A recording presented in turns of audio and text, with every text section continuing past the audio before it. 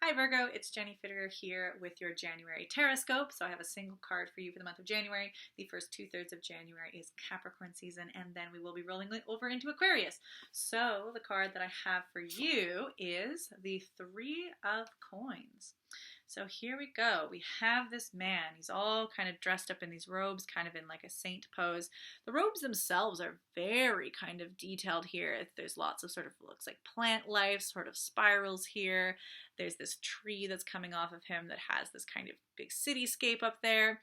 And he's just kind of all floating in this cloud scene there. So it's a very like kind of calm zen kind of picture. And then we've got, of course, those 3 coins up there. So let's see what the Three of Coins has for you, Virgo. Okay, Three of Coins.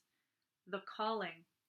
Dolly, who has often been accused of godlessness and of being an enemy of the church, uses the figure of Christ here to represent money and new values. For the devout Christian, the picture of Christ represents an invitation to follow in his footsteps, to heed the call of God, and to realize your own personal calling. It is precisely this question of a calling that constitutes the traditional reading of this card. Although Dolly's picture is unique in its composition, it conveys the same message as many other versions of this card. The city or castle in the tree represents your personal goals, which are above and behind all your efforts. Do these objectives resemble a dream house, or are they more like the proverbial castle in the sky?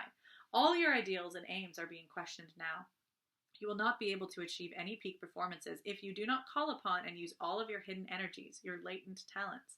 The circles on the robe of Christ or saintly figure may be interpreted as a labyrinth, probably hinting at the great effort and all the searching involved before you reach your personal summit. If you look at the labyrinth from a different angle, it resembles the shell of a great tortoise. This symbol encourages you to be consistent and patient, but to beware of reclusive and standoffish behavior. Only top-class achievements that enhance your personal well-being and expand your consciousness are of any lasting value. Each person has his or her own peak to climb. Naturally, there are mountains of varying heights, but each has a summit. Your personal task is to reach your own zenith. Practical advice. Find the task that requires and focuses all your energies. Do not only ask what you want, ask what God and the world want from you. Then your life will be much easier and more rewarding.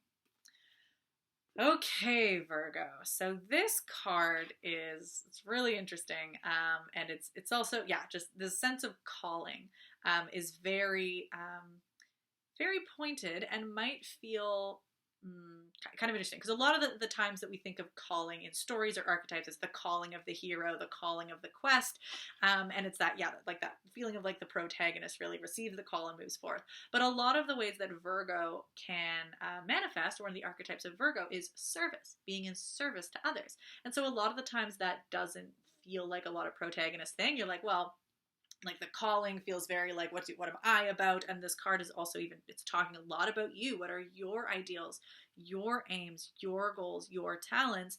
And sometimes the mind frame of Virgo can shift into like this diminutive service, as in I'm in service because I am not as important as others. I will put my stuff on the back burner to serve others and lift them up. They are the ones with the calling. Their ideals matter. Their talents matter.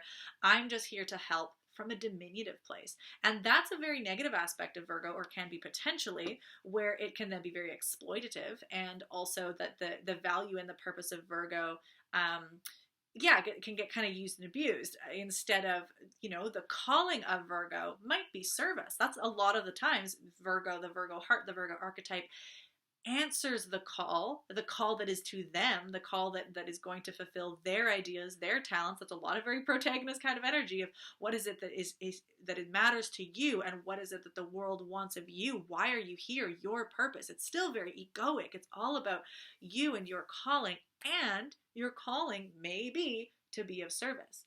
But that's not from this diminutive, exploitative place. That's you in all of your power, knowing your calling, stepping into the choice to serve others, which is a very beautiful calling.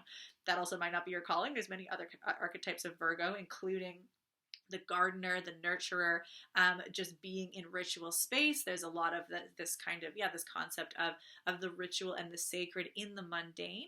It's not needing to be in the top, the pedestal, the preacher in the forefront, more the one who just kind of runs things and keeps things going in that kind of sacred way. So whatever your calling is, it's going to be quite individual to you. But it's going to be very, very tied to your ideals, your aims, and your talents. So if you're not really sure what that is, either what your goals are right now, or if you're kind of feeling like you're receiving calls, but you're not really sure, you're like, oh, is this what I should be doing? Especially if it is a change from where you're at right now. This season, Capricorn season, is a really, really great time to be considering that, because yes, Capricorn is about our goals, but very specifically, it's about building the foundation with which we will then be able to layer our work and our hard work towards our goals. So it's not just goal and head straight forward. It's okay, that's where I'm going. I don't have to rush, because the reference to the tortoiseshell, the tortoise and the hare, I don't need to run it in one sprint and then get tired.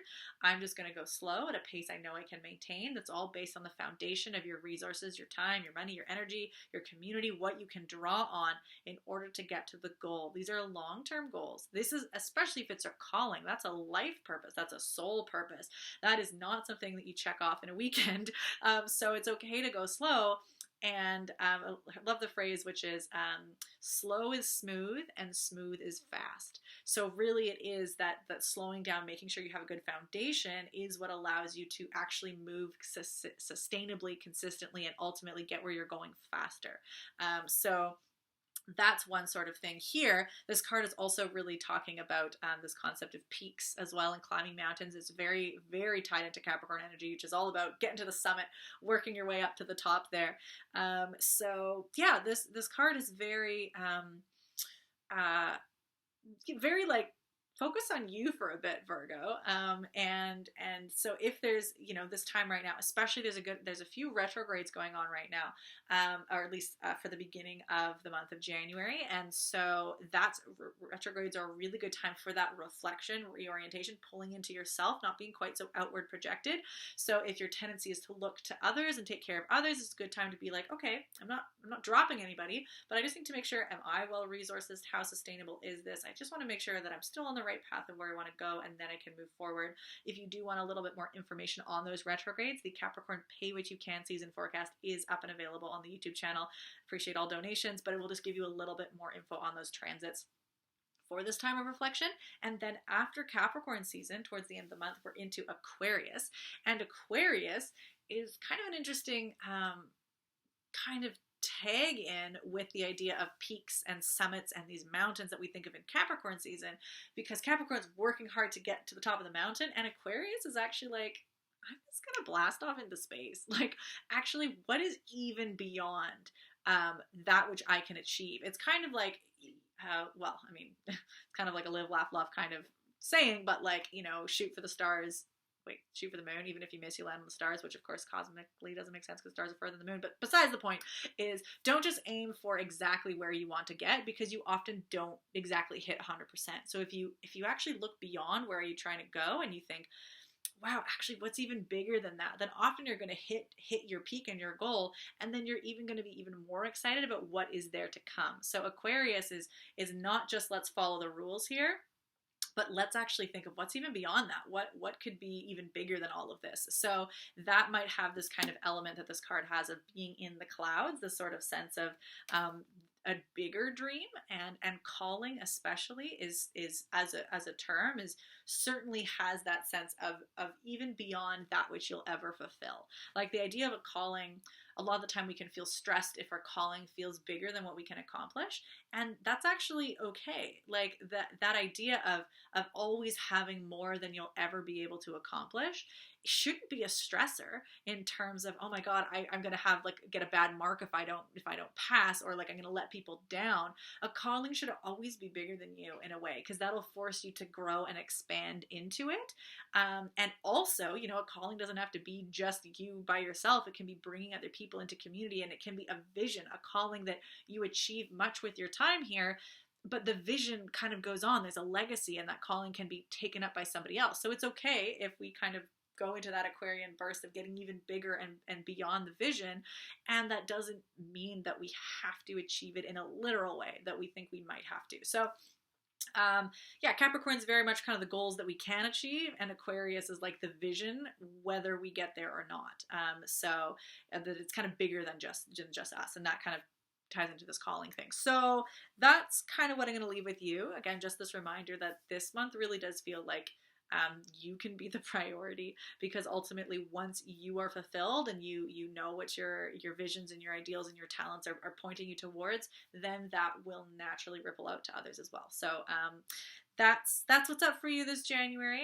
Best of luck, Virgo, and yeah, I wish you all the best. See you next month.